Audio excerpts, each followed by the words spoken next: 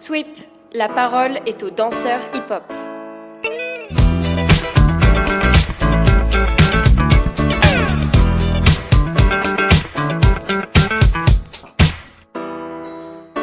Yo, Alex The Cage, aka le dictionnaire du hip-hop new style, comment ça va? Ça va et toi? Ça va, nickel. Alors avant de démarrer la petite conversation avec toi, je rappelle à ceux qui nous écoutent que le podcast s'appelle Sweep, qu'il est disponible sur Spotify, Deezer, YouTube et Apple Podcast. Donc bienvenue à ceux qui nous rejoignent sur cet épisode-là. Vous pouvez aller checker la trentaine d'épisodes précédents. Et franchement, Alex, on est grave content de te recevoir. Je crois que tu es la première personne de Belgique qu'on reçoit sur le podcast.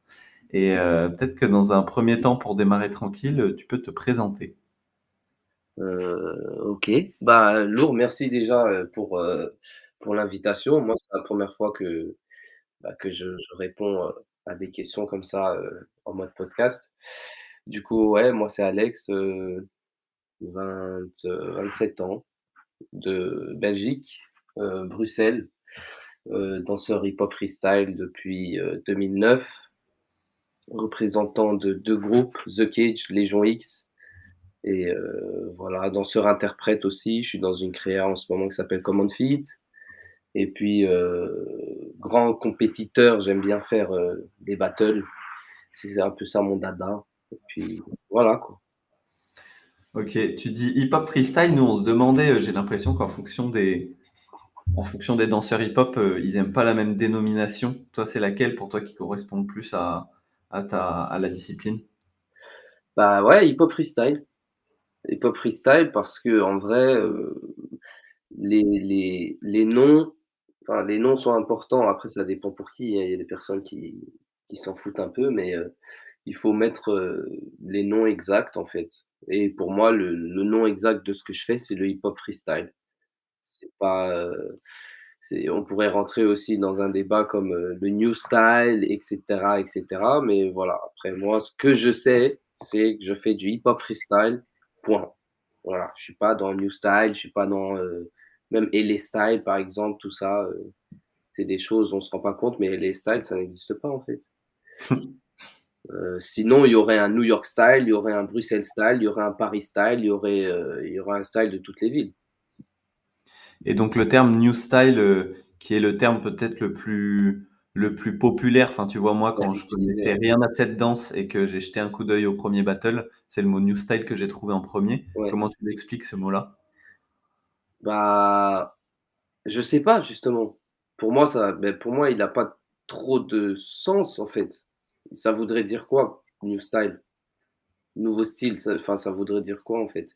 C'est ça, moi je comprends pas le new style, ce que c'est. Je sais ce que c'est le hip-hop freestyle, mais le new style, faut savoir que tout ce qui est hip-hop, bah, ça vient des States et aux States, ils ont jamais appelé le hip-hop freestyle, new style.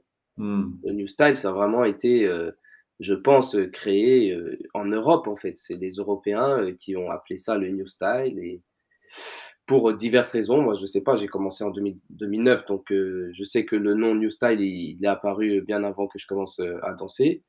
Mais, faudrait voir si c'est pas une histoire de vouloir, s'approprier le hip-hop freestyle et donner un autre nom par rapport à ça ou Mmh. je pense que c'est une histoire comme ça, quoi. OK. Ben nous, dans le podcast, ça tombe bien parce qu'on aime bien, être au clair sur les termes. On trouve aussi que dans notre culture où des fois on parle pas assez des choses, il y a plein de mots, qui font des quiproquos, tu vois? Ce qu'on appelle le flow, ce qu'on appelle le style, ce qu'on appelle donc peut-être qu'après on va revenir sur plein de petits mots. Mais avant, pour commencer un peu depuis le début, nous, on est bien content que ce soit la première fois aussi, que tu fasses un podcast et on se disait pour planter un peu le décor, peut-être que tu peux nous expliquer, partir du début, comment est-ce que tu as commencé la danse? Yes. Alors le début des débuts ou le début intéressant? Parce qu'il y a le début des débuts et puis il y a le début intéressant, voilà. Vas-y, un petit début des débuts, rapide, et après le début intéressant. OK, vas-y, le début des débuts. Heu, OK, le début des débuts, en vrai, j'ai commencé la danse, en 2008.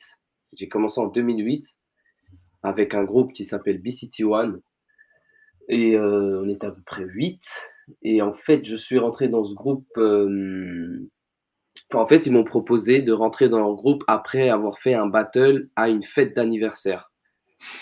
Vraiment comme, tu vois les films de danse, la même chose, hein, un bail comme ça et j'étais pas un danseur, du tout de base, juste, j'étais allé à l'anniversaire, j'étais sur le côté et puis, ils m'ont battle en fait. Ils m'ont dit: «Tu es chaud, on fait un battle».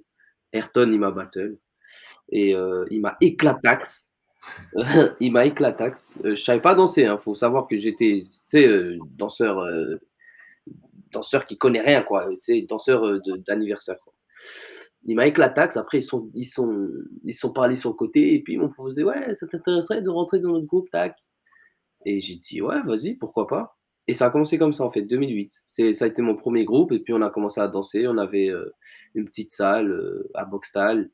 On a commencé à s'entraîner ensemble, on faisait des petits shows, à gauche, à droite. On faisait pas encore de battle et puis 2009, enfin, j'ai fait 1 an avec eux et puis moi je me suis dit que je voulais progresser pour de vrai en fait et je voulais en apprendre plus en fait.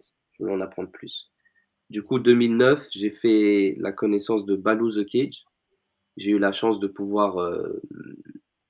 enfin, de pouvoir l'accoster et puis, il nous a proposé de nous entraîner en fait gratuitement, à la gare du Luxembourg et c'est là que ça a commencé. 2009, gare du Luxembourg avec Balou The Cage et voilà, c'est là où ça a démarré. C'est lui qui nous a entraînés, il nous a pris sous son aile, il nous a emmenés à l'étranger, faire des battles à gauche, à droite et voilà quoi. Tu dis que c'est à partir de 2009 que tu voulais, vraiment progresser, mais pourquoi avant avec, le groupe dans lequel tu étais, ils étaient pas assez sérieux dans leur pratique pour, que tu puisses progresser, comme Ah, tu peux le faire non, avec c'est eux? pas ça, c'est juste qu'on n'avait pas de en fait, on n'avait pas de tuteur, on n'avait pas de personnes, au-dessus de nous, en fait. On avait tous à peu près le même âge et on était, j'ai envie de dire, autodidactes, mais on était trop jeunes. On n'avait pas de knowledge, on n'avait rien, en fait. Nous, Mmh. enfin, ce qu'on faisait, c'était on regardait des vidéos et puis voilà, quoi. On connaissait pas les codes du hip-hop ni rien du tout. On était très jeunes, enfin, on avait quoi, 14? J'avais, ouais, 14 ans et puis, à cet âge-là, c'est l'école, c'est le foot et puis c'est la danse, c'était en mode de passion mais on n'avait pas on connaissait rien du hip-hop encore à cette période.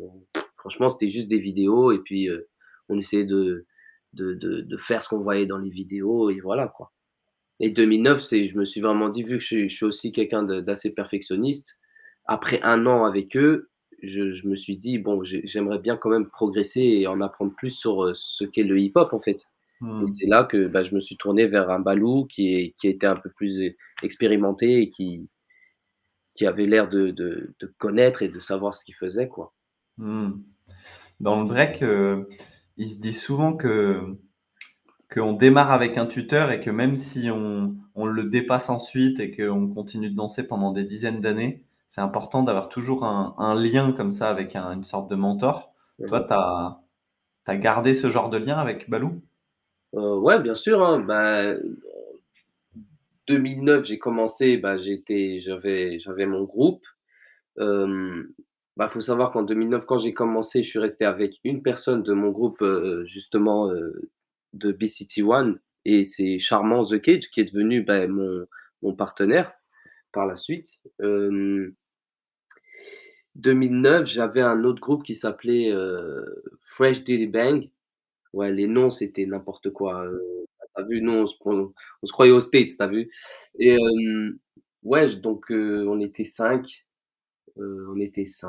et puis ce qui s'est passé, c'est qu'après 2 ans avec Balou, il nous a proposé de rentrer dans The Cage justement parce que The Cage était en train de se reformer, parce que de base c'était lui et ses cousins et puis, bah, petit à petit, bah, ses cousins, tu sais bien la vie, le travail et cetera donc ils étaient plus trop actifs, au niveau du groupe et Balou a voulu recomposer The Cage et il nous a demandé enfin, il nous a pas demandé, ça s'est fait un peu, ça s'est fait, bah, naturellement. Enfin, on est devenus The Cage, en fait. Charmant et moi, mon partenaire, on est devenus The Cage. bah, du coup, on était dans le même groupe et ouais, après là, ça fait 12 ans plus tard, bah, Balou, c'est toujours mon grand, c'est toujours mon mentor, c'est toujours, la personne que je vais big up, dès qu'on me demande X, Y, c'est lui que je big up en premier quoi. Sans lui, je serais pas arrivé là où je suis aujourd'hui. En tout cas, c'est une grande partie de ma carrière. Tu dirais que c'est quoi le truc le plus important qui te sert encore aujourd'hui, qui t'est transmis? La discipline en vrai. La discipline, pourquoi? Parce que, les entraînements avec Balou au tout début, faut savoir que nous, on a été les 1ers, de bon maintenant je vais plus dire nouvelle génération parce que ça y est, à un moment, après 12 ans de danse, tu plus nouvelle génération, je pense. Mais, faut savoir qu'au début, Balou, on a été les premiers petits qu'il a formés et avec nous, il était pas cool, hein. Il était pas cool. Nous, c'était des pompes et des abdos, c'était beaucoup de workout plus que de danse, en fait. OK. Pendant 2 ans, vu qu'on était, adolescents, on n'avait pas une rigueur, on n'avait pas une discipline, en fait et c'est ça qui nous a apporté plus qu'autre chose, Balou. Enfin, il nous a aussi apporté de la danse et beaucoup de knowledge, mais il nous a beaucoup apporté de discipline et c'est ça que j'ai gardé jusqu'à aujourd'hui, j'ai envie de dire. Bon maintenant, c'est différent, j'ai ma propre discipline aussi, j'ai ma propre expérience, mais c'est ça qui m'a apporté le plus en tout cas. Il m'a éduqué un peu. Et toi, là, si aujourd'hui tu devais, enseigner la danse, à des jeunes, est-ce que tu reproduirais ce qu'a fait Balou ou, tu ajouterais quelques, petits trucs, tu changerais un peu? Non, non, non, non, je peux pas faire comme Balou parce que la technique de Balou, ça passe ou ça casse. Il y a des gens, mentalement, s'ils ont pas le mental, en fait, ils vont pas suivre. Bon, maintenant, il s'est adouci avec le temps, il s'est adouci et nous, on a vraiment été les premiers, les premiers avec qui, il a essayé sa technique de formation et nous, on avait un mental, donc on avait des objectifs et on avait un mental, même si j'avoue que des fois, on voulait juste give up, en fait. Parce que tu sais, on te demande de faire un exercice, je sais pas, imagine, on te dit: «Fais le six step, 10 fois en prenant l'espace, possible». Tu arrives pas, tu as que 1 an, 2 ans de danse, tu arrives pas, tu comprends pas trop l'exercice. Lui, c'était: «Bon, bah, tu arrives pas, allez 10 pompes» et c'est 10 pompes tout le groupe. Ça veut dire c'est pas juste toi, singulier, c'est et s'il y en a un qui rate, bah, c'est tout le monde qui paye. Et Mmh. c'était comme ça H24 tous les jours, tous les jours, tous les jours, j'ai fait au moins, tu sais, je fais 1,67 m, il y a une raison aussi, hein, c'est à cause de j'ai pas grandi plus que ça, je sais que c'est à cause de Balou à un moment. J'ai fait des bons, quoi. Non, mais non, je referai pas comme lui, parce qu'après voilà, je pense que chacun est comme il est et chacun a sa façon de penser aussi et façon de transmettre la danse. Mais, pour sûr, j'ai pris un peu de je me suis inspiré de son acharnement, par exemple, au niveau de l'échauffement, au niveau de son énergie. J'ai envie de dire, c'est un bourrin, tu vois? C'est un bourrin, c'est un gars qui veut que tu réussisses et qui va te donner toutes les clés, mais il va pas te faire passer par le chemin le plus gentil, quoi. Il va Mmh. te faire aller marcher sur les mines. Il veut que tu exploses, tu vois? Mmh. Le, le hip-hop freestyle, tu penses qu'il y avait quelque chose dans ton histoire, dans Quitter, qui fait que c'est la danse qu'il fallait absolument que tu fasses? Ou si à cette, fête d'anniversaire, tu avais croisé, des danseurs un peu plus popping ou un peu plus break et qu'à la place de Balou, tu étais tombé sur un mentor, qui faisait du lock ou du pop, tu aurais pu prendre, un chemin, complètement autre dans une autre, discipline du hip-hop? Je sais vraiment pas, en fait. Je pense que dans tous les cas, j'aurais fait du hip-hop freestyle, hem, de par la musique, en fait. Pour moi, c'est la musique, en fait, qui m'a interpellé et c'est la musique qui me fait vibrer, le plus. J'aime la house aussi, j'aime aussi le break. J'aime aussi, la funk. J'aime le pop, par exemple. J'adore le pop et je m'inspire beaucoup du pop. Mais Je sais pas, quand j'écoute des sons hip-hop, ouais, je sais pas, l'énergie, elle est différente de quand j'écoute un son house ou quand j'écoute de la funk, etc., quoi. Donc, dans tous les cas, je pense vraiment le hip-hop freestyle, dans tous les cas, je l'aurais fait. Hmm. Mais tu fais principalement du hip-hop freestyle, mais j'imagine que, vu comment tu gères au sol, j'imagine que tu taffes aussi pas mal en break, non? Ouais, non, bien sûr. Après, moi, je suis quelqu'un, je me suis beaucoup inspiré des autres styles de danse. Je m'inspire beaucoup de la house, je m'inspire beaucoup du pop, je m'inspire de la capoeira, je m'inspire du contemporain, je m'inspire aussi du break. Mais par exemple, si tu me demandes de faire un passage codé en mode break break, je serais pas te le faire, tu vois.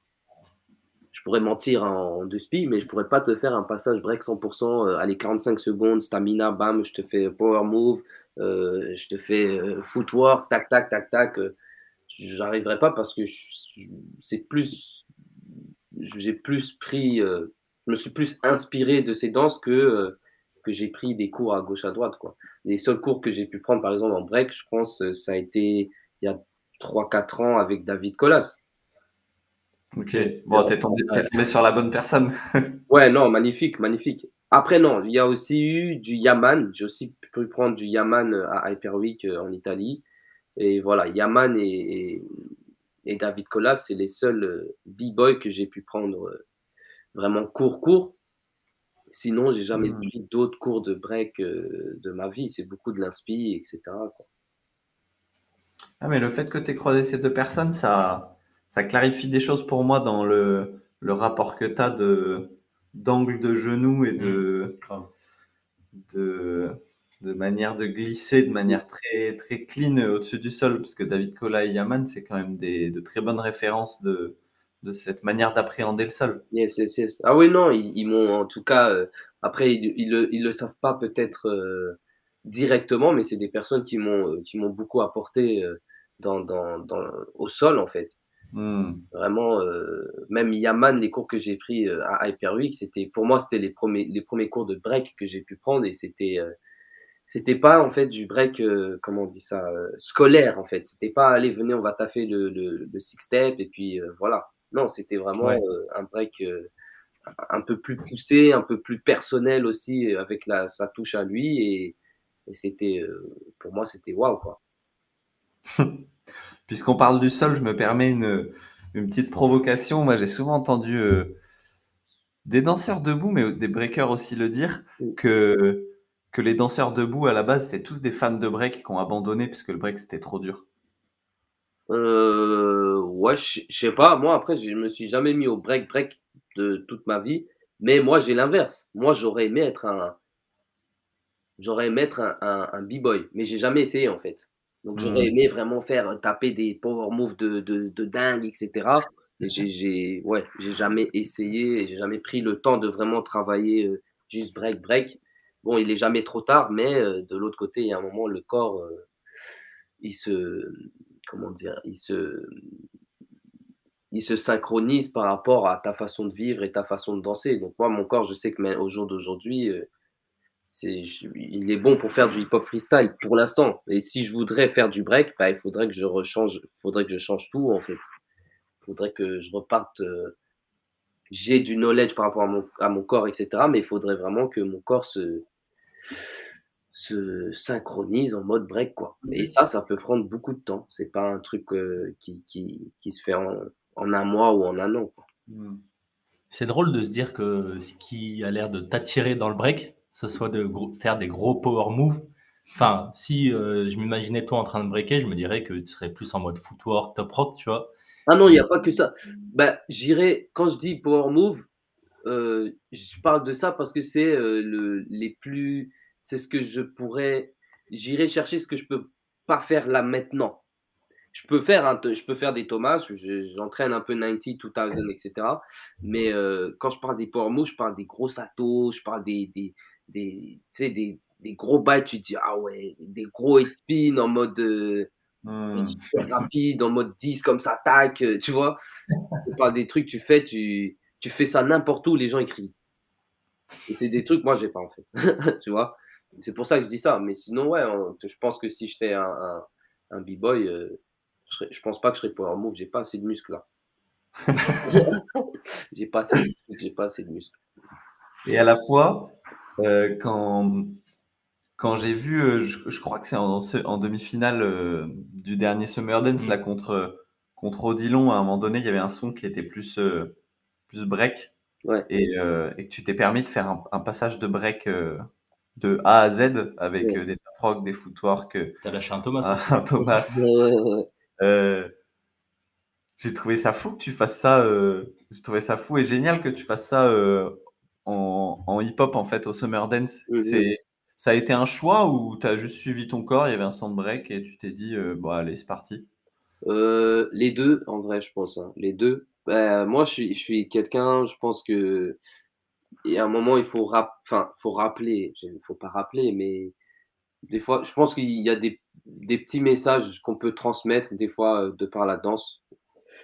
Juste avec un battle ou avec plein de choses, on peut transmettre des messages et je pense que, bah, si je déjà le fait que le DJ il mette ce son, c'est déjà un message en fait. C'est déjà oubliez pas, la base du hip-hop c'est quoi en fait? Et la base du hip-hop c'est le break. Avant le hip-hop freestyle, le hip-hop freestyle c'est venu après et la première danse en hip-hop, bah, c'est le break et du coup le fait pour moi d'entendre ce son, je me suis dit: «La meilleure chose que je peux faire c'est, même si bon, je suis pas un b-boy et que mon passage si je fais un passage au sol, il va pas être, incroyable, bah, le mieux que je pouvais faire, c'était un semblant de quoi, pour moi en tout cas. Et puis, lâcher un petit Thomas et cetera, c'est vraiment pour dire: «Bon, bah, voilà, tu as vu? J'ai un Thomas». Et j'ai l'impression que c'est cool que tu parles de message parce que dans la manière d'appréhender le battle, il y a pas tout le monde qui se permet d'utiliser son passage pour transmettre un message et dans la manière dont tu regardes des fois les adversaires, se contre-quitter et dans certains choix que tu fais dans tes passages, des fois très tranchés, Mmh mh. d'utiliser qu'une seule partie du corps pendant 1 minute ou j'ai l'impression que tu utilises souvent ces petits messages, silencieux, mais de dire, «Regarde, ça c'est important. Ouais. Regarde, ça tu ne le fais pas et du coup tu vas faire que ça pendant 1 minute» et ouais, une sorte de manière de transmettre plein de petits messages comme ça. Ouais, ouais, ouais, ouais, ouais, j'aime bien en fait. J'aime bien vu que, bah, pour moi la danse c'est pas il faut on parle pas en fait. On parle pas avec la bouche, hein, j'ai envie de dire. On parle Mmh. pas en fait, c'est juste, les mouvements qui peuvent, qui montrent, X ou Y, comme, des gens qui vont faire du storytelling, par exemple, ils vont t'expliquer une histoire en faisant, des mouvements, en faisant de l'animation, «Regarde, je prends une bouteille d'eau, je la bois devant toi, j'ai soif» et cetera. Ils font du Mmh. storytelling. Bah, moi, c'est par, certaines techniques ou par, des comment on appelle ça? J'appelle ça, c'est des tasks, mais comment on dit? Des handicaps, en fait. Je me prends des handicaps, Mmh. par exemple. C'est comme ça que je m'entraîne aussi, c'est que, par exemple, je vais me dire, je fais un step pendant 1 minute et il faut que j'arrive, c'est des choses que je me suis c'est des il y a des choses que je me suis dit avant d'aller dans un battle, que je me suis toujours demandé: «Est-ce que j'arriverai à le faire en battle?» Mmh mh. Par exemple, est-ce que Mmh. j'arriverai à niquer quelqu'un avec un step? C'est des trucs, c'est des challenges des petits challenges que je me donne et puis j'y pense pas H24 avant le battle ou quoi, mais une f par exemple contre Magic, ça m'est venu sur le moment et je me suis dit: «Je vais essayer, j'ai rien à perdre en fait. C'est un battle et puis, j'ai envie de kiffer et puis si j'arrive à le faire, bah, je suis chaud en fait». C'est ça que je me dis, c'est si j'arrive à le niquer avec juste un step, je suis chaud, tu vois? Et c'était quel battle contre Magid? C'était au Battle Bat. 2e passage, je pense, si je dis pas de conneries. Ouais. Oui, ouais, ouais, grave. Je vois bien, ouais. Et j'ai pris un step et puis, j'ai pris le point. Mais moi, dans ma tête, à ce moment-là, c'est pas, je me dis pas: «Ah, j'ai fait qu'un step, je suis un fou ou quoi». C'est dans ma tête, je me suis dit: «Ah, j'ai fait qu'un step, j'ai tenu un step 1 minute et j'ai pris le point». Donc ça me fait rire plus qu'autre chose parce que lui, de l'autre côté, il peut faire tout ce qu'il veut. Moi, j'ai juste fait un step, tu vois? Donc, en vrai, même si j'aurais pas pris le point, j'étais content de moi parce qu'en vrai, j'ai réussi mon auto challenge. Je me suis mis un challenge, enfin avant de faire n'importe quel battle, c'est des challenges que je me donne. Est-ce que j'arriverai à faire un step? Ou bien est-ce que j'arrive à danser sur une jambe pendant 1 minute, juste sur une jambe, et qu'est-ce que je peux faire? Et est-ce que je peux être effectif, en fait, avec juste une jambe, etc. Hmm. Déjà que le battle en lui-même, c'est un challenge, bah moi, je me mets des challenges dans un challenge, quoi. Pour revenir sur l'histoire de faire passer un message pendant les battles, c'est drôle parce que dans tes battles contre Majid, et notamment au Summer Dance, pour moi, c'est un peu un battle de deux écoles différentes entre toi et Majid. Et j'ai un peu l'impression que toi, tu vas lui expliquer certaines choses, que lui, il va essayer de t'expliquer certaines choses, mais que toi, tu n'es pas trop réceptif à ce qu'il essaie. Enfin, pas trop réceptif, que tu n'es pas trop d'accord avec le message qu'il essaie de te faire passer.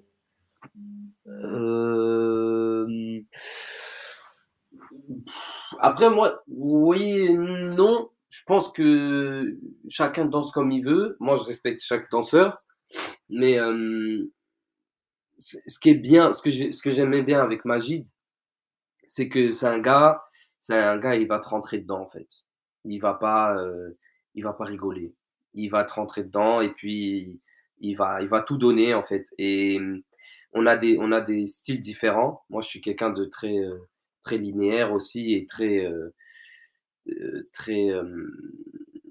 ouais, je suis très linéaire, en fait. Je suis très dans, le fait d'être droit, propre, et cetera. Et Majid, en fait, c'est tout l'inverse. C'est un gars, il est très organique. Je vais pas dire qu'il est pas propre, hein, mais il est très organique, et je vais pas dire qu'il est brouillon, mais c'est très organique. Il est pas dans du linéaire, et cetera.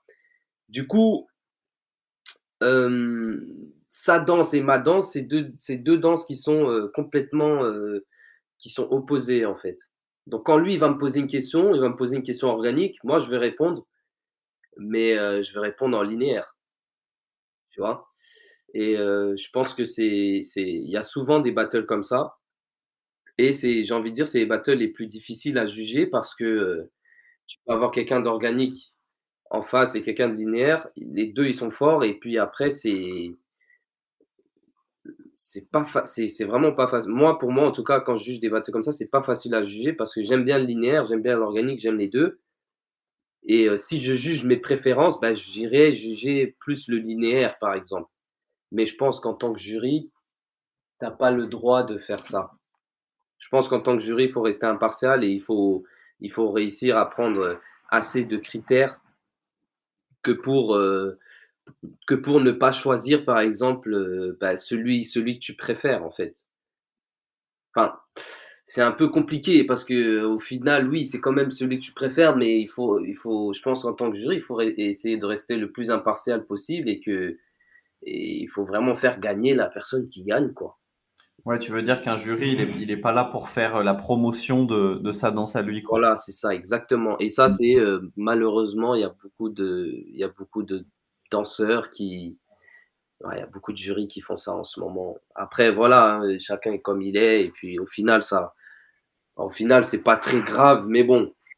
Je pense que moi, j'essaie plus de rester le plus impartial possible, même si, Non, ouais. mais en soi, c'est une vraie question dans les différentes communautés du hip-hop, je trouve, parce que il y a pas longtemps, j'étais à un battle et je parlais avec un des juges, un Canadien qui jugeait la compétition, qui est en plus très très bon, très réputé.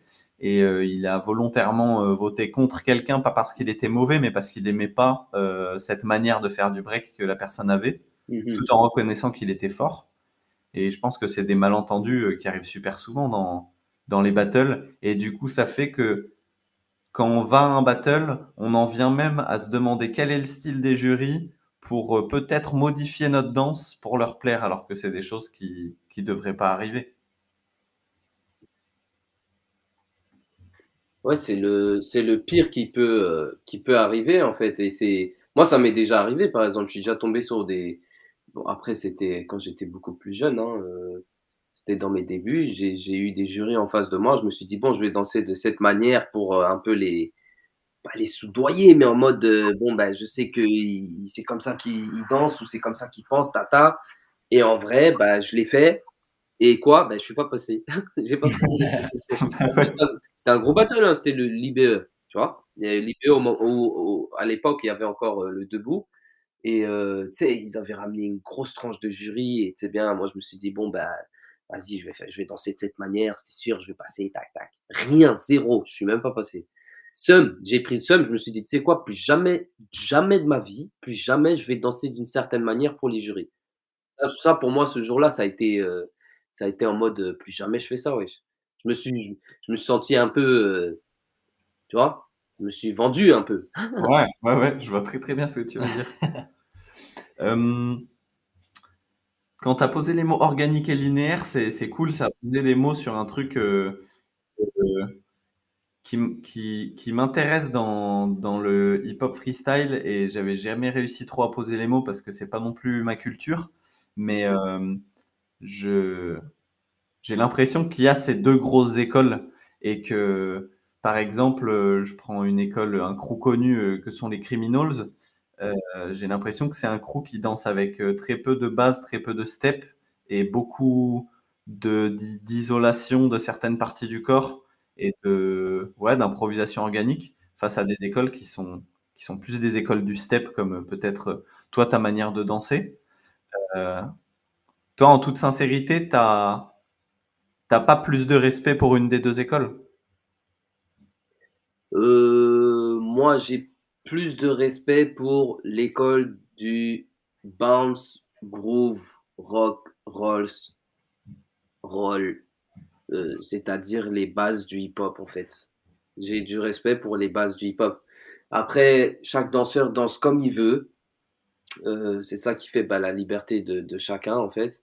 Mais, je vais plus respecter quelqu'un qui a les bases du hip-hop freestyle que quelqu'un qui je vais pas dire qu'il ne les a pas, mais qui est parti, qui est parti trop loin, en fait. C'est comme si tu es là, tu as une barque, en fait, tu es à la mer et mon ref, tu es parti trop loin, en fait. On se voit plus, je te vois plus. Tu es trop Mmh. loin, tu es parti trop loin, tu vois? Je sais pas où tu es. Là, c'est on est perdu, il y a plus GPS, il y a plus rien, tu es parti trop loin. À un moment, il faut qu'on reste en groupe, quoi. Il faut rester groupé. À un moment, sinon, bah, tu te perds et puis si tu te perds, bah, salam, hein. Tu vois? Ouais, c'est bon, elle est un peu chelou mon mon exemple, mais c'est vraiment, je pense que en fait, le problème, je trouve, c'est que le hip-hop freestyle, il se perd, en fait. Il se perd parce que, bah, justement, on est dans une ère où tout va vite. Mmh. On est dans une ère, super réseaux sociaux, super, vidéo. Tu fais un battle, les vidéos, elles sortent le jour même. Le jour même, c'est-à-dire le soir même, les vidéos, elles sont en ligne. Il y a des lives, il y a des les gens, ils se déplacent plus, il y a plus de cypher, il y a plus de soirées, il y a plus grand chose, quoi et il y a juste l'événement, et puis voilà, quoi. Mmh. Je vais pas dire comme avant parce que voilà, après moi, je suis pas aussi, de 1900, j'ai pas commencé en 1990 et cetera, mais ouais, en vrai, il y a beaucoup de choses qui se sont perdues par rapport, aux événements hip-hop et les danseurs dansent d'une certaine manière et ils dansent aussi avec leur temps. Donc ça, c'est des choses que je peux comprendre. C'est que les danseurs d'aujourd'hui, ceux qui ont commencé il y a pas longtemps et cetera, bah, ils vont pas danser comme, comme dans les années, 1990 et cetera. Ça, je peux comprendre. Mais de l'autre côté, si on fait du hip-hop freestyle, il y a un moment, il faut apprendre les bases, du hip-hop freestyle, en fait et pour ça, je pense qu'il faut aller, faire une petite, faut aller étudier, en fait, faut aller un peu étudier, tout ce qui est musique. Il faut étudier, heu, faut savoir c'est qui les DJ, faut savoir c'est qui les MC, faut savoir, faut un peu connaître l'histoire du hip-hop. Pas par cœur, mais, un peu s'intéresser, quoi. Enfin, si on fait du hip-hop, il y a un moment, il faut s'intéresser aussi à l'histoire, ça a commencé comment, pourquoi, X, Y. Je pense sinon facilement on rentre dans du, je le fais parce que c'est trendy, quoi. Je le fais parce que: «Ah, je vais faire un compte TikTok parce que tout le monde a TikTok» et ça part comme ça, en fait. Alors que le hip-hop, c'est pas: «Je fais du hip-hop parce que tout le monde fait du hip-hop». Je pense pas, en tout cas. Après chacun ses choix et mais ça va démontrer le choix premier va démontrer, en fait, le va démontrer jusqu'où le danseur peut aller et pourquoi le danseur danse d'une certaine manière, et cetera, et cetera. Mmh. Donc ouais, je vais respecter plus une école, pour revenir à la question, je vais respecter plus une école qui apprend ce qu'est le hip-hop freestyle de fond en comble, donc du départ, et puis qui va vers quelque chose de personnel, qui va créer son propre univers, etc., que plus des personnes qui vont juste prendre le hip-hop freestyle pour ce qu'il est, et puis le, comment dire, ne plus rester dans les codes et oublier tous les codes que le hip-hop freestyle a en fait. Mmh. Donc moi, ce qui va personnellement, ce qui va ce qui va me déranger le plus, c'est de continuer à parler de ce hip-hop freestyle, mais de ne plus être dans ces codes-là en fait.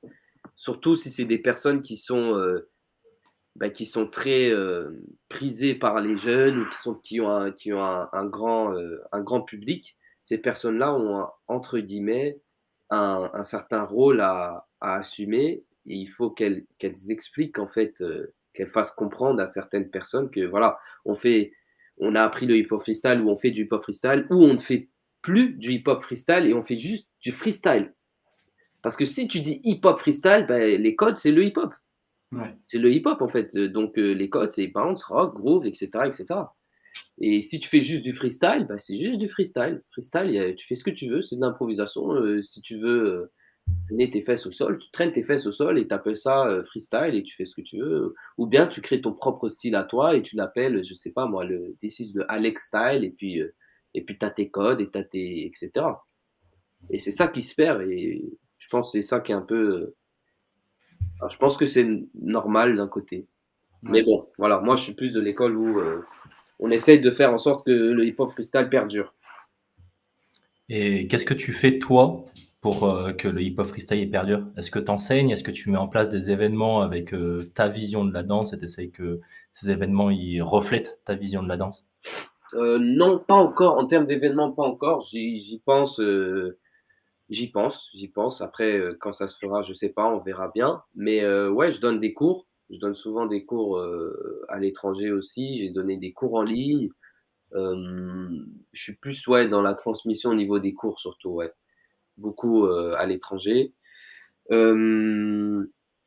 Ouais, je dirais c'est plus par mes cours, j'essaie de vraiment retransmettre justement cette énergie de hip-hop freestyle en fait. Moi, si je vais donner un cours, j'aimerais que quand les élèves ils sortent du cours, ben, ils aient appris quelque chose, peu importe ce que c'est, mais j'aimerais qu'ils aient appris quelque chose. Bah, c'est la base déjà. Et tu donnes pas un cours juste. Bon, en tout cas pour moi, tu donnes pas un cours juste pour donner un cours, et puis tu t'en fous de ce que les élèves ils ont appris. Enfin, s'ils ont rien appris, ça te fait ni chaud ni froid. Là, c'est un peu chaud, je trouve. Bah, donne pas de cours en fait, parce que donner cours, c'est la transmission. Et ouais, moi, pour moi, ce qui est important, c'est qu'ils aient appris quelque chose. Et de deux, le plus important pour moi, c'est ils aient ressenti en fait ce que moi je ressens quand j'écoute du hip-hop, ou quand je danse en fait, quand je fais du hip-hop freestyle. Mmh. J'essaie vraiment de les faire ressentir ce que moi je ressens par rapport à ce hip-hop freestyle et par rapport à la musique en fait. Parce que des fois, on pense qu'on aime le hip-hop freestyle, ou on pense qu'on aime le hip-hop, ou on va prendre un cours de hip-hop pour tester, etc. Et des fois, ben non, c'est pas ce style-là, c'est un autre en fait. Des fois, c'est non, ça va être plus la house, ou peut-être c'est le pop, etc. Donc moi, ce que j'essaie de transmettre aussi, c'est aussi l'amour et l'énergie que j'ai pour ce hip-hop. Et si les gens ils la ressentent, pour moi, ben j'ai gagné. Enfin, j'ai réussi à transmettre quelque chose, quoi. Il y a une question qu'on aime bien poser dans le podcast. C'est imagine que tu croises quelqu'un et que tu as 30 minutes pour lui enseigner quelque chose dans ta pratique. Qu'est-ce que tu lui enseignerais? Ouh. J'ai 30 minutes. 30 minutes. Pour Ouais. quelqu'un qui n'a jamais dansé rien du tout, hein. Ouais, Ouais. ou peut-être c'est quelqu'un qui a dansé, tu sais pas, mais en tout cas, c'est 30 minutes et tu sais que la personne, potentiellement, tu la recroises plus jamais.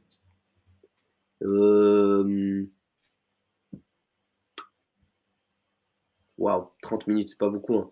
Je mets une playlist, je mets une playlist hip-hop, et puis si la personne, après je vais dire des si, hein. Si la personne elle sait danser, je cypher avec la personne. et on se donne à fond. Et après, si la personne sait danser, on se donne à fond et puis je sais faire avec la personne. Si la personne, elle sait pas danser, je lui donne un petit cours de hip-hop, mais vraiment vite fait.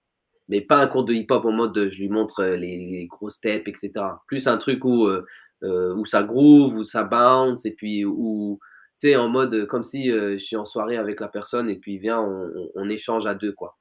Mmh. Mmh. Et je vais aller donner, je vais lui passer des steps, bah, les party dance quoi. Ça va aller sur du Steve Martin, des Bart Simpson et puis, des ATL Stomp et puis, ouais, je vais essayer de lui apprendre quelques steps quoi et puis je lui dis: «Bah, voilà, maintenant tu sais faire un peu du hip-hop. Tac. Salut, Mmh. bye bye».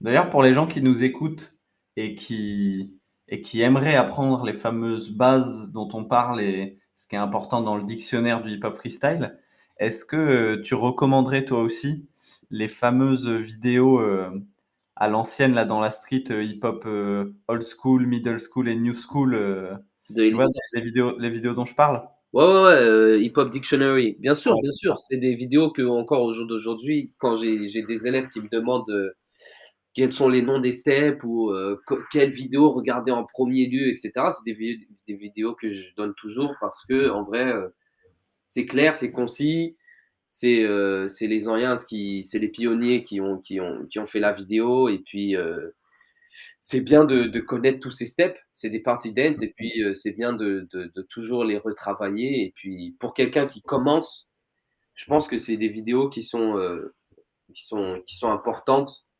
Pas que celle-là, hein, il y a plein d'autres vidéos, mais c'est des vidéos qui sont vraiment importantes et c'est un début, quelque part, en fait. Ça t'aide directement à comprendre, en fait, dans quoi tu te lances. Quand tu vois ces vidéos et quand tu vas répéter ces steps et cetera, tu sais dans quoi tu te lances, je pense. Mmh, mmh, Là, au mmh, jour d'aujourd'hui, si tu donnes ces vidéos-là parce que voilà, comme j'ai dit, on est dans une ère où le réseaux sociaux et cetera, tout ce qui est, vidéo, images et cetera, tout va vite.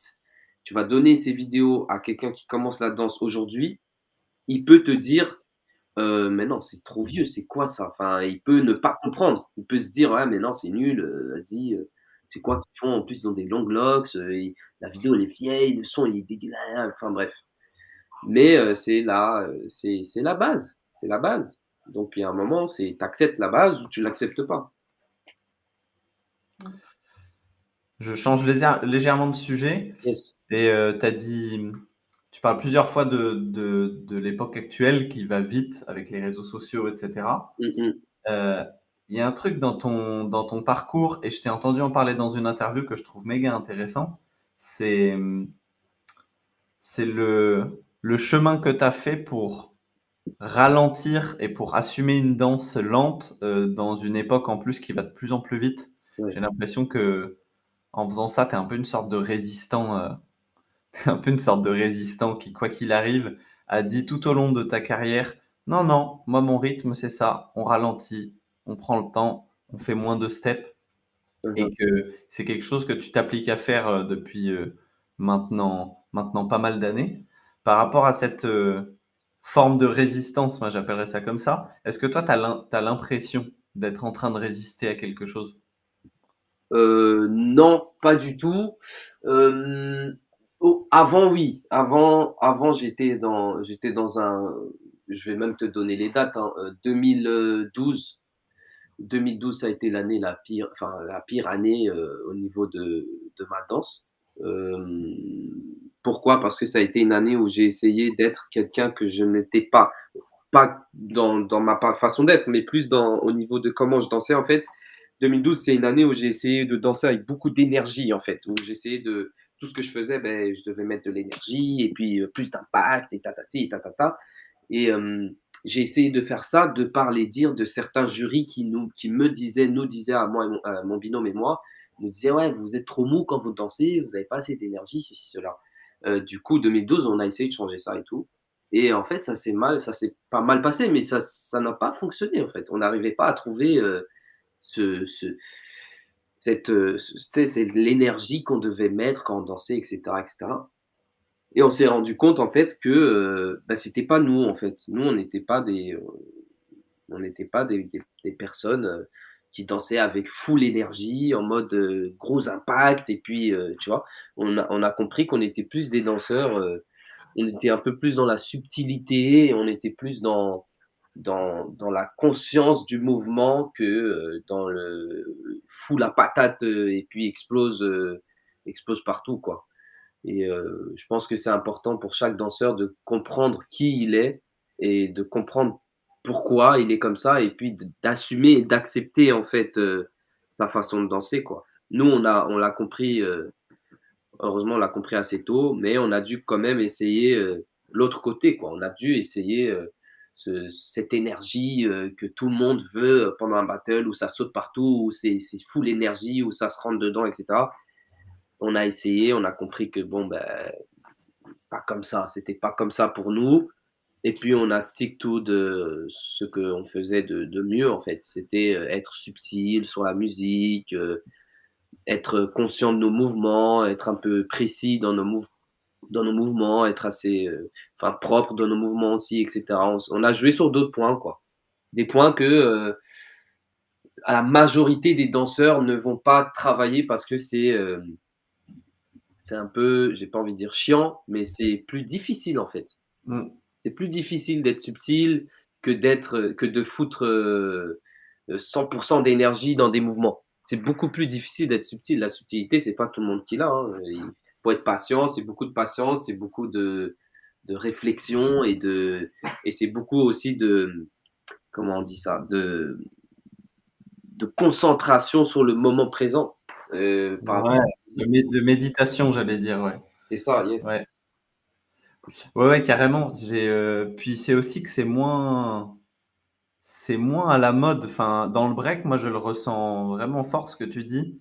J'ai l'impression il y a une sorte d'obligation à être productif, à être expressif, à être énergique. Mmh. Et, euh, et moi, perso, je te le dis, je suis breaker strict, enfin, je danse en compagnie, mais je suis strict breaker, mais je crois que j'ai un fantasme caché d'avoir un jour été danseur hip-hop et je suis jaloux, entre autres, pour les sons que vous avez et les BPM lents que vous avez. Nous, dans le break, on a quand même, enfin, moi, je trouve que c'est un problème. On a des breakbeats qui vont de plus en plus vite, qui sont musicalement de moins en moins riches. Et hier, il y avait en Belgique d'ailleurs, hier, il y avait le Red Bull BC One Belgique. Ouais, ouais, ouais, ouais. Et j'ai l'impression que les sons vont tellement vite qu'il y a même plus de place pour le flow parce que le corps a plus le temps de s'étendre et de se libérer assez que le temps suivant est déjà là. Euh, et du coup, ça donne des danses très particulières, très productives et tout, tu vois. Ouais, ouais, ouais. Est-ce que toi, pour les breakers d'aujourd'hui qui font face à ces problèmes-là, euh, pour ce souci de la musicalité et de réussir quand même à garder du flow et de la densité dans son corps, est-ce que tu aurais des conseils pour en battle s'en sortir un peu plus facilement? La musique, c'est censé être notre allié, c'est pas censé être notre ennemi. Du coup, bah, je donnerais pas en vrai, je donnerais plus comment dire? Un conseil plus au DJ, en fait. Parce que je vais pas dire le problème, mais je vais dire, c'est le DJ, en fait, qui va faire en sorte que le danseur puisse danser de différentes manières et de manière le plus libre possible. Donc si, en fait, on a des DJ qui ne jouent que une sorte de musique ou une sorte de BPM et cetera, ben ça va vite faire, en sorte que les danseurs ne vont pouvoir que danser que d'une certaine manière et pas une autre. Donc j'ai envie de dire aux DJ de pouvoir, élargir leur palette musicale. Donc si par exemple ils sont dans du breakbeat, tu peux claquer un James Brown, comme tu peux claquer un son électronique, enfin les 2 sont faisables quoi. Il faut pas rester, stuck que sur que sur un style de musique quoi. Tu peux claquer un boom bap, une instru boom bap, comme tu peux claquer, un lyrical song de Fushnikens par exemple. Tu peux tout claquer en fait et je pense que les DJ ils doivent, après voilà, chacun a aussi sa façon de DJ, hein, je comprends. Mais je pense que c'est important que les DJ, que ce soit même pour les autres styles de danse, hein, je pense que c'est important que le DJ il recherche vraiment le plus de sons possible à mettre pour pas justement pour ne pas justement rester que sur un style de musique, j'ai envie de dire.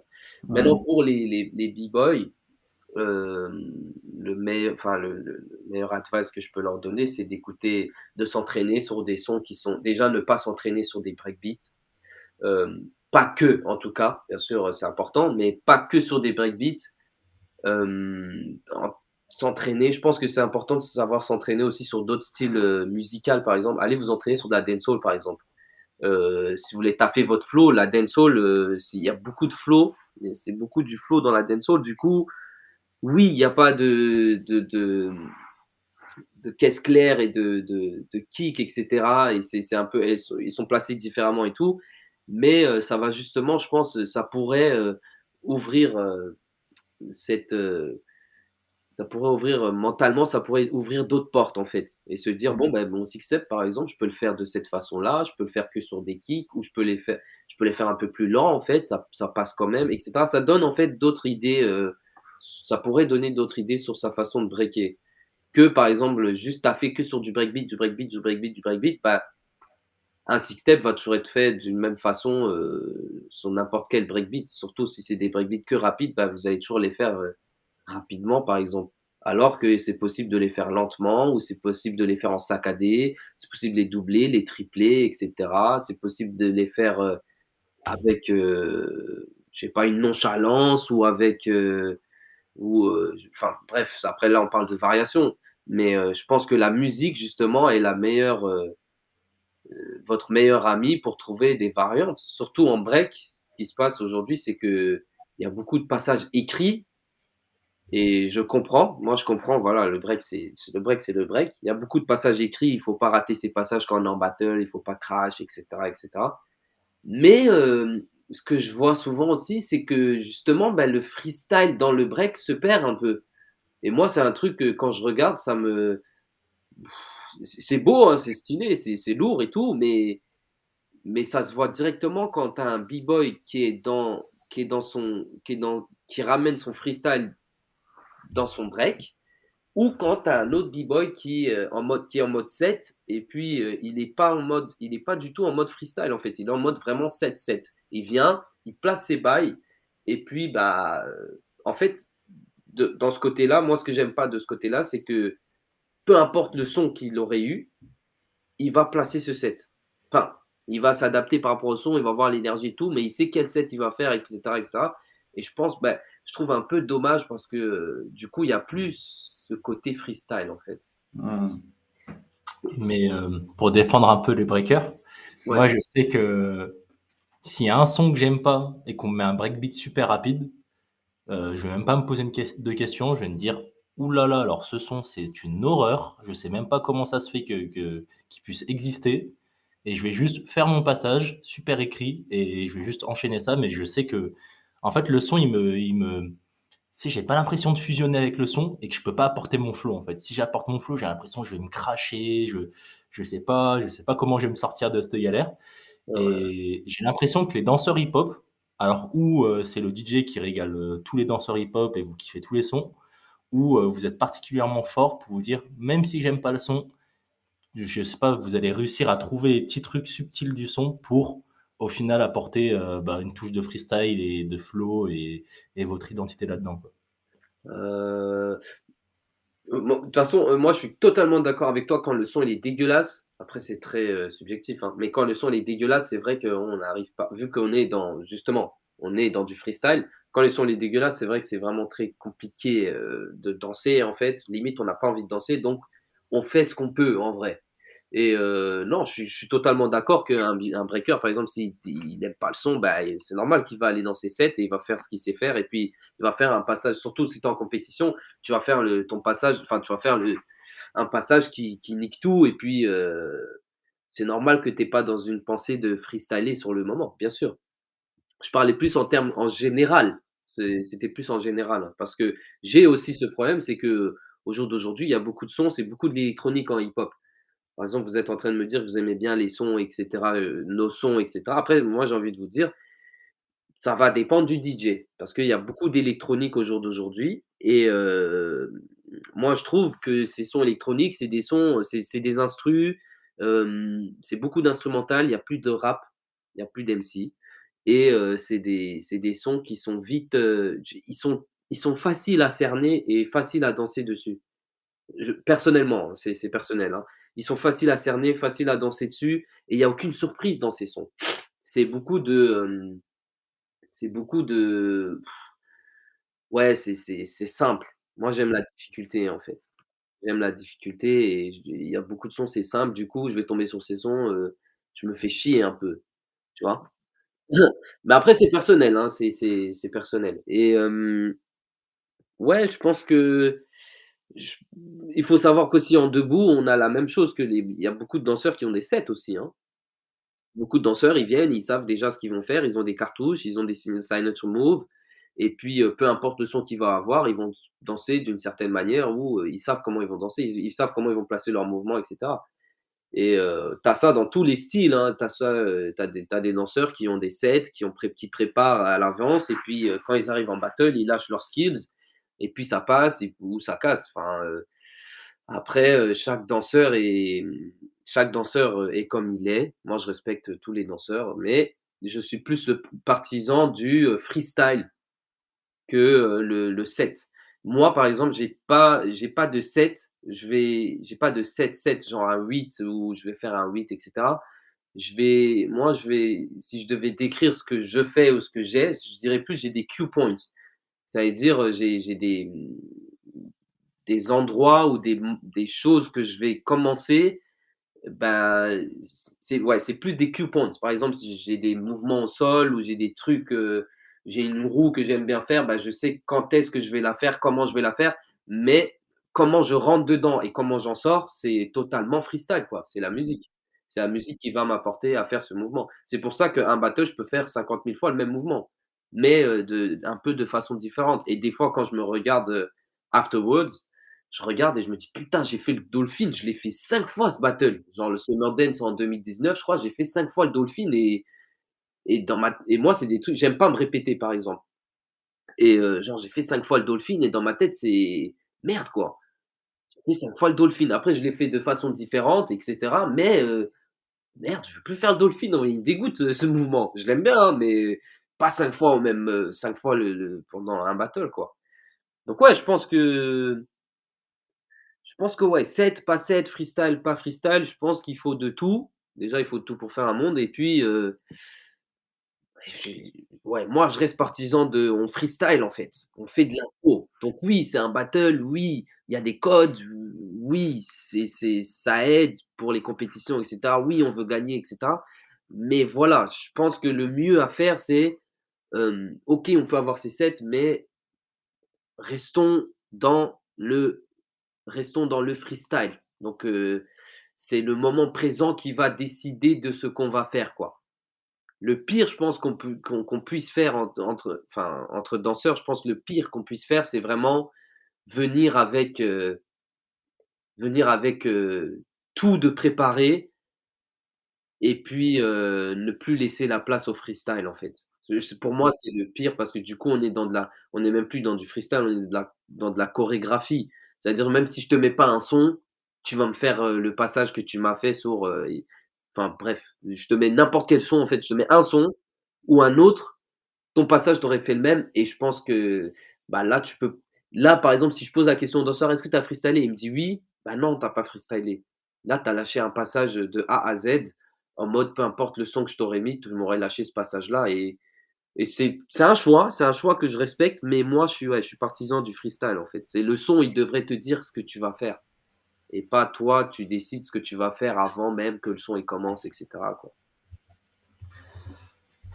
Vu qu'on s'approche de la fin de la conversation, je transite vers un petit dernier sujet que sont les battles. Hein, Euh, et je te pose une question très précise. Tu vas te dire que je suis vraiment un geek, mais par rapport par rapport aux paroles des MC dans les sons, etc., j'ai remarqué que tu faisais vraiment attention aux mouvements que tu étais capable de caler sur la signification des paroles. Ouais. Et même quand c'est des sons, pas de rap français, mais de rap américain, tu as l'air quand même d'être très pointu là-dessus. Mmh. Et il y a un passage au dernier Summer Dance Forever où je sais plus à quel battle, mais où à un moment du son, le gars dit holding hand, Ouais. genre lâcher les mains ou les mains en l'air pour ceux qui ne parlent pas anglais. Et en fait, tu as démarré tout ton passage avec tes mains sur la taille. Ouais. Et au seul moment du son, au bout d'une minute de passage où le MC dans le son dit holding hand, c'est le moment où tu as décollé tes mains de ton bassin.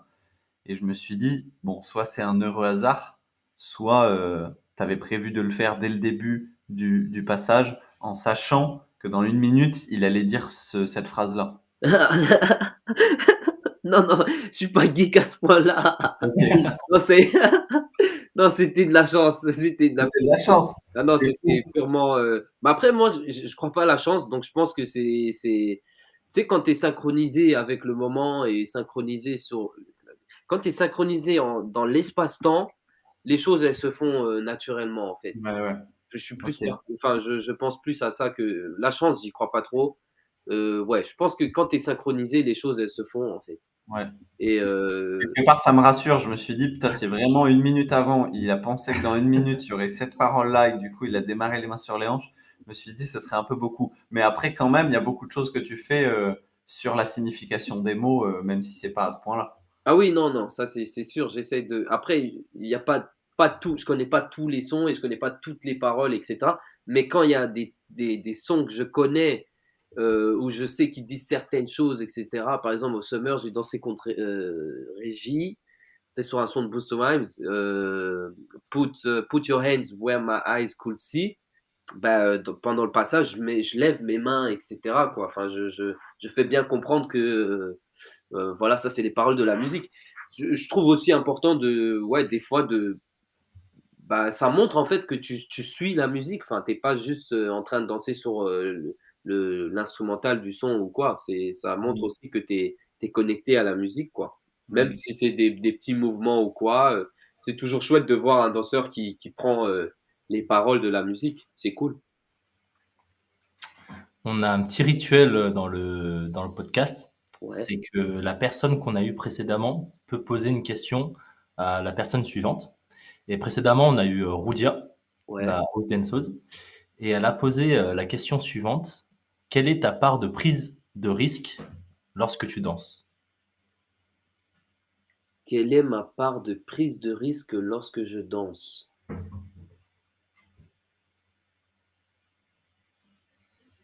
J'ai pas compris. Nous aussi, on a trouvé que c'était une question ouverte. Je pense que tu peux le comprendre comme tu veux. Si tu veux, on la reformule pour toi, mais c'est pas sûr qu'on t'aide. Ouais, je veux bien écouter. Enfin, après, ça peut aller dans tous les sens, en fait, cette question. Hem, bah, OK, je vais répondre de comment je le ressens. Mais, ma part de risque, je dirais que c'est, bah, j'en vis, en fait. Je dirais que j'en vis, en fait.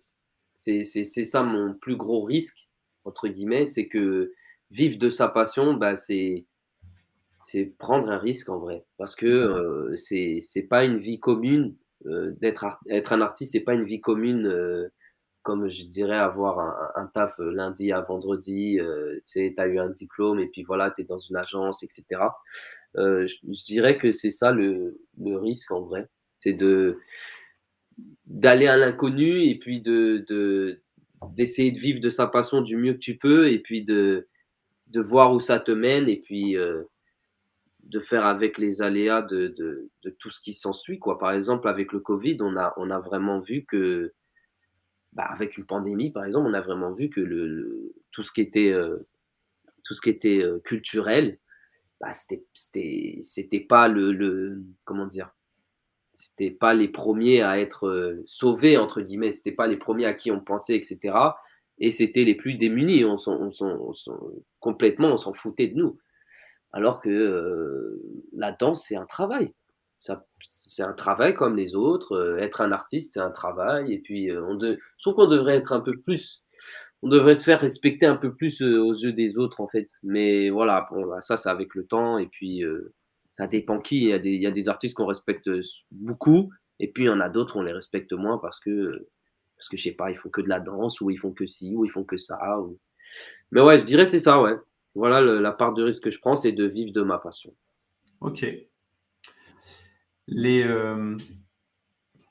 peut-être qu'on peut finir sur cette question-là. Dans ton parcours, il y a un truc, on dirait presque un film, tellement il y a eu un enchaînement logique entre tous les Summer Dance où tu es arrivé en semi-finale contre Fice et tu as décidé de go back to practice, comme tu le redis souvent. Puis après, Ouais, tu es arrivé en finale contre Joseph Go, puis tu as décidé de go back to practice. Puis l'année d'après, tu es à nouveau arrivé en finale, puis tu as décidé que tu gagnais, et du coup, tu as gagné. ouais, Il y a une sorte d'évolution comme ça, qui ouais. est claire, nette.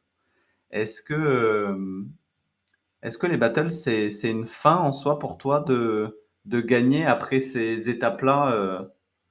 C'est quoi pour toi les étapes d'après?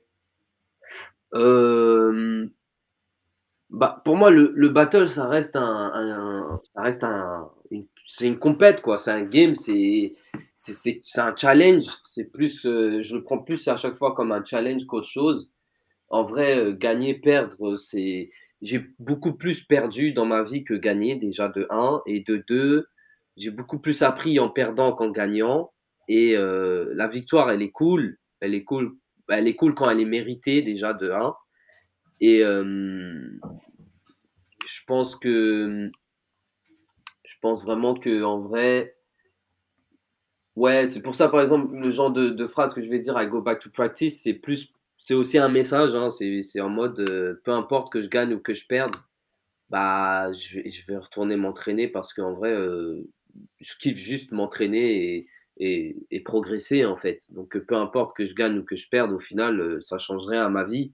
Je vais quand même aller m'entraîner encore, et encore et encore et encore, quoi.